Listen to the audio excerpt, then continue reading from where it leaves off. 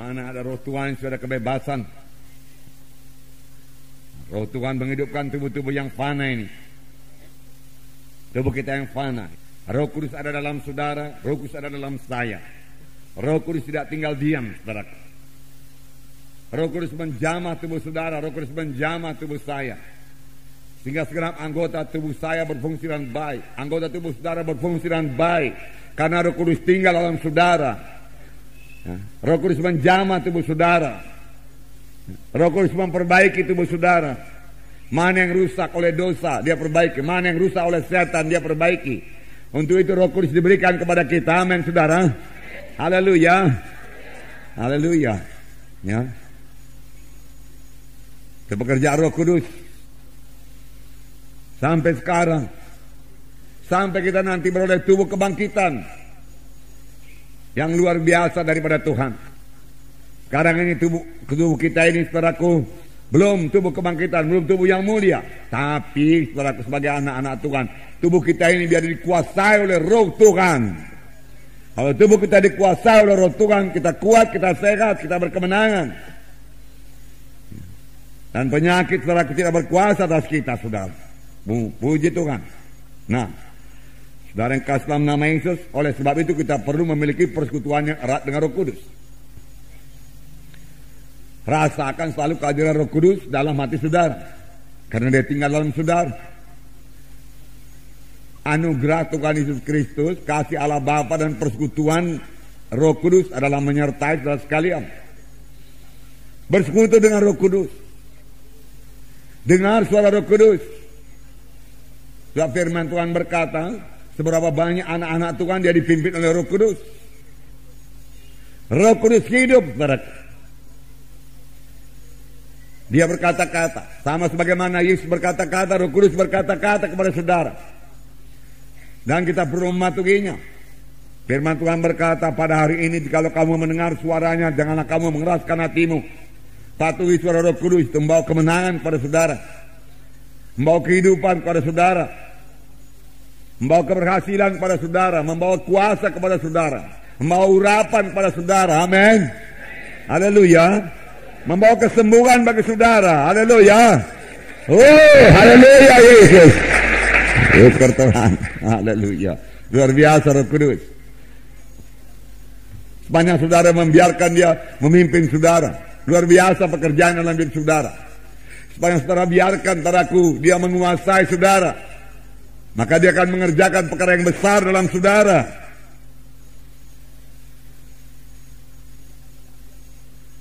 Sebab ada lagi yang lain yang bisa menguasai manusia ini. Ada lagi yang lain yang bisa menguasai anak-anak Tuhan yang sudah lahir baru. Saudara bertanya, apakah itu? Daging. Itu sebabnya duniawi. Itu sebabnya ada yang dinamakan Kristen daging, Kristen duniawi, Kristen yang dalam kehendak daging, Kristen yang dikuasai duniawi. Ya. Orang duniawi memikirkan hal-hal yang dari dunia ini. Tentunya orang rohani memikirkan perkara-perkara rohani. Jadi kita bisa mencek diri kita dan mau berubah. Saudaraku, apakah kita dalam roh? Kalau kita dalam roh, kita memikirkan perkara-perkara rohani. Dan itu membawa berkat yang besar kepada saudara sebagai pelayan Tuhan. Ya, sebab tanpa, saudaraku, Roh Kudus, saudaraku, menyertai saudara, mengurapi saudara, bagaimana saudara bisa melayani, saudaraku? Bukan oleh kuat, bukan oleh gagah, melainkan oleh Rohku juga. Not by might, not by power, but by my spirit, said the Lord. Pada hari ini, jikalau kamu mendengar suaranya, janganlah kamu mengeraskan hatimu. Dan firman Tuhan memberikan contoh, Paulus memberikan contoh mengenai bangsa Israel yang sudah dikeluarkan Tuhan dari tanah Mesir, dari tanah perbudakan, tapi tidak sampai ke tanah Kanaan, binasa di padang belantara, karena mereka mengeraskan hatinya. Tidak mau mematuhi suara Tuhan karena tidak masuk dalam akalnya. Saudaraku, banyak orang Kristen diperintah oleh pikirannya atau oleh akalnya, saudaraku. Padahal iman itu, saudaraku, tidak masuk di akal kita. Kita sudah belajar mengenai iman. Iman, saudaraku, bertentangan dengan pikiran manusia ini. Iman juga bertentangan dengan perasaan. Kalau kita memakai perasaan kita, dengan mudah kita ditipu oleh setan. Tapi, dengarkan baik-baik, sepanjang kita berjalan dalam roh, yaitu membiarkan Roh Kudus menguasai kita, memimpin kita, saudaraku, maka daging tidak akan menguasai kita. Amin. Dan penyakit juga tidak menguasai kita. Amin. Daging tidak menguasai kita. Amin. Penyakit tidak menguasai kita. Amin. Haleluya. Katakan, saya mau berjalan dalam roh Tuhan. Maka perkara daging, kehendak daging tidak bisa menguasai saya. Juga penyakit tidak bisa menguasai saya. Haleluya. Haleluya Tuhan. Ya, firman Tuhan juga berkata, jika kamu hidup dalam daging, kamu akan mati kelak. Kamu akan mati kelak. Bertobat, jadilah orang rohani. Tetapi kalau dengan roh kamu mematikan perbuatan tubuh, maka kamu akan hidup. Saudaraku, saudara, dengan roh Tuhan yang bersatu dengan roh kita pada waktu kita lahir baru. Amin.